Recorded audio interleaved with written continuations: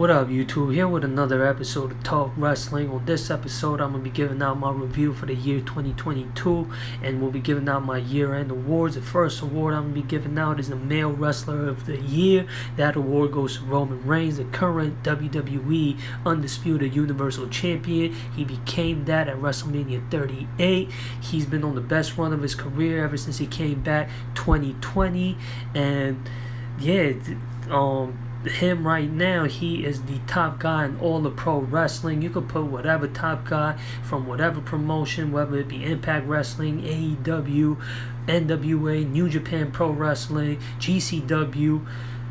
Nobody's faring well against Roman Reigns right now. He's, like I said, ever since he came back 2020, he's been showing that he's got the it factor.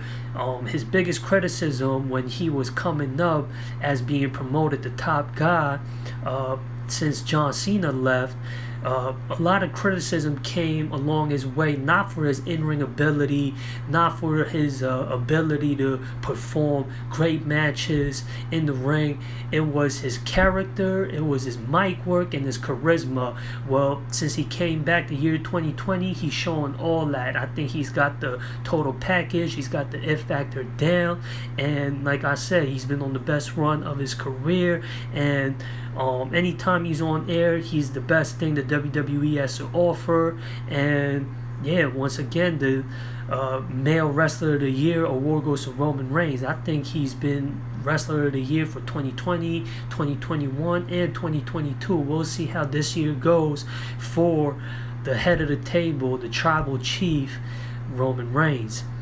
The Female Wrestler of the Year award goes to Bianca Belair. She's had a good reign as the Raw Women's Champion. She's still the Raw Women's Champion. She won that title at WrestleMania 38, and her ability in the ring has never lacked, and she always produces great matches in the ring, and she has charisma. She's got the it factor when it comes to charisma, mic work, character, in-ring ability. She's got the total package, the it factor when it comes to wrestling in general, and she is the best women's wrestler on the roster right now. That's kind of hard to argue, but for the year 2022, she's definitely, without a shadow of a doubt, the female wrestler of the year.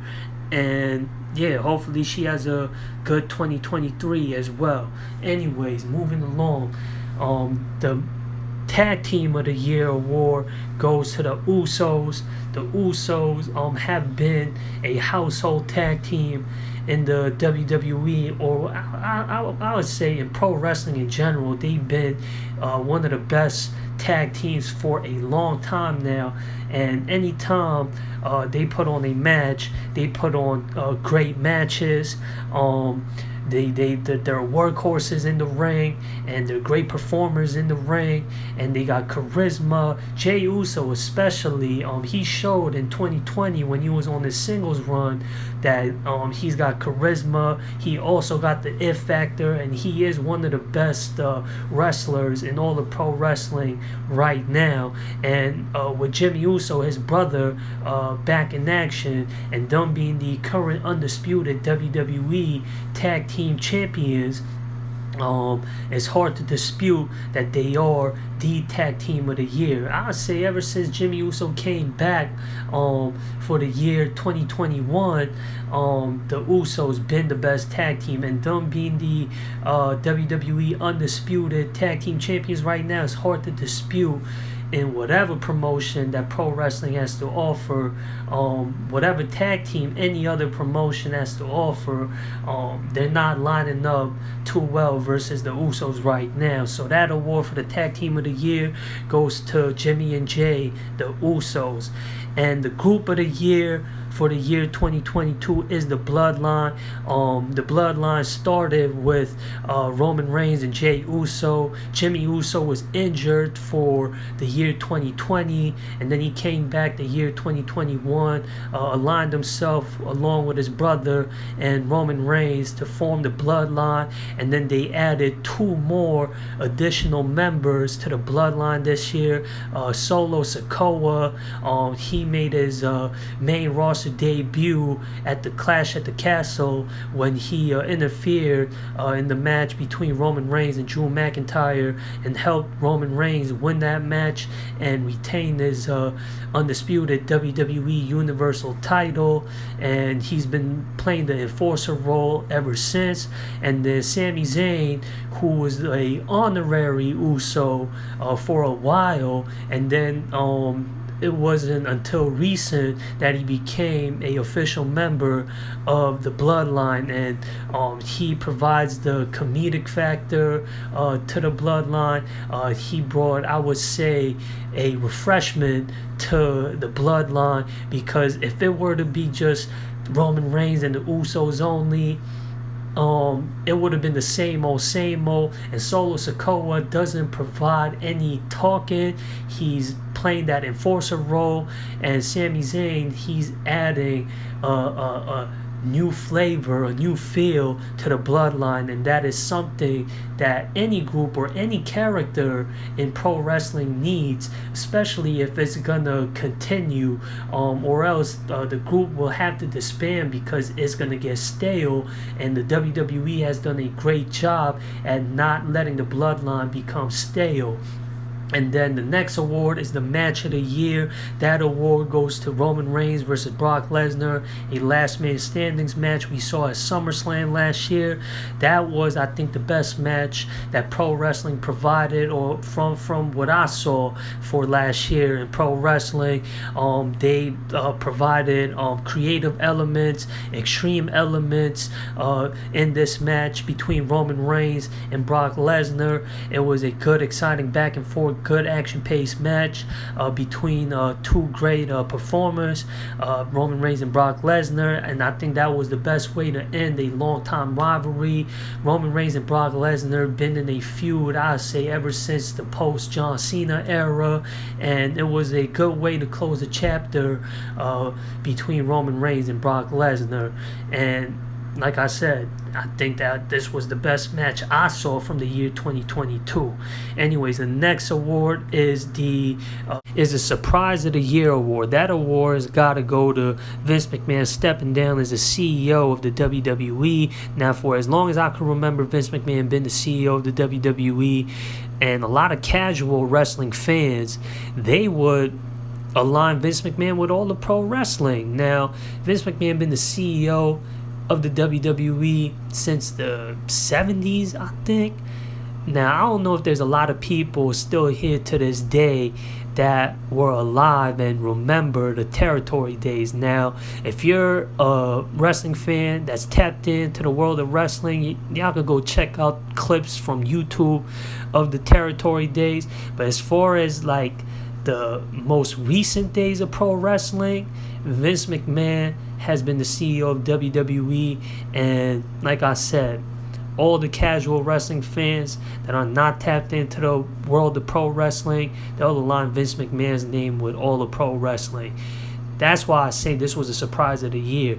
This news sent shockwaves not only to the WWE but all of the pro wrestling world, and it implemented a whole lot of changes to the whole pro wrestling world when Vince McMahon stepped down as the CEO of the WWE. Anyways, next award is the Rookie of the Year award. That award goes to the current NXT Women's Champion, Roxanne Perez. She became the NXT Women's Champion when she dethroned Mandy Rose, who had a good lengthy run as the NXT Women's Champion. Roxanne Perez was in the tag team with Cora Jade, and she was doing her thing there. She displayed a lot of good in-ring skills, and she's gonna show a lot more potential as the NXT Women's Champion. She won the Iron Survivors match, and then on the next episode of NXT, she would challenge Mandy Rose for the NXT Women's title and successfully become the new NXT Women's Champion. Now, a lot of great talents came out of NXT, especially in the women's department, who went on to become successful in the main roster and become champions in the main roster. Now, Roxanne Perez, she still has character development to do, but she's at the developmental stage in NXT, and she's got a lot of time to develop those It Factor skills. at NXT. So definitely looking forward to what she can pull off as the NXT Women's Champion at NXT. That Rookie of the Year award goes to Roxanne Perez. Now the next award is the WTF Moment of the Year, and that was Austin Theory's failed attempt at cashing in his Money in the Bank briefcase. Now I saw a lot of potential in Austin Theory when he became the youngest United States champion. Then on the same show that he lost the United States title at, he became the youngest Mr. Money in the Bank. And then the way they were pushing him, it looked like he had a lot of potential at being a successful Money in the Bank winner. And he had the worst cash-in attempt of all time. Not only did he fail at attempting to cash in his Money in the Bank briefcase, he failed at trying to cash in that briefcase on a mid-card title. Now I understand ever since the both WWE and the Universal title became combined, the WWE Universal Undisputed title is not seen like that anymore on both Raw and SmackDown. It doesn't even get defended on every pay-per-view. So there's a lot more focus and a lot more attention to the mid-card titles, but never has a Mr. Money in the Bank try to cash in on a mid-card title and fail at that. But on the flip side of it, they're pushing Austin Theory the right way. He's more serious now, and he's the current United States champion. And like I said, with the undisputed WWE Universal title not being seen as much anymore, there's a lot more attention, and it brought a lot more value to the mid-card titles. So Austin Theory, being the United States champions, got a major role to play, and he's doing a good job at it. But this definitely was the WTF Moment of the Year. And then the next award is the Show of the Year. That award goes to Summerslam 2022. I thought this was the best wrestling show I saw thus far for the year 2022. It had the best matches, from the Usos versus the Street Profits, the match of the year between Brock Lesnar and Roman Reigns, and then we saw the return and the formation of Damage Control, and it was, in my opinion, the overall best wrestling show I saw for the year 2022. And then the promotion of the year has got to go to the WWE. Like I said, with Vince McMahon stepping down as a CEO of the WWE, it brought a whole lot of changes to that promotion. Now we have Triple H, aka Paul Levesque, and Stephanie McMahon running things. And I forgot, it's something like Mr. Khan or something like that. I don't know his first name. That's like who's taking care of things on the financial side for the WWE. But as far as like the creative things go, and the direction, the production of the show of the WWE, all that is in the hands of Triple H, one of the best wrestlers of all time, and Stephanie McMahon, who's been in the business for her whole life. Now that brought a refreshment to the WWE, and we see it now. The match qualities has gone up. I would say the promos are different from what we saw when Vince was running things ever since the PG era. Like I said, it brought a huge change to the WWE. So the WWE had the biggest change in all of pro wrestling for the year 2022, and it was for the better. So that Promotion of the Year award has got to go to the WWE. Anyways, that does it for this episode of Talk Wrestling, the year-end review, aka the year-end awards. Y'all let me know what y'all opinions are from the year 2022 in the world of pro wrestling. Y'all let me know who y'all would give these awards to.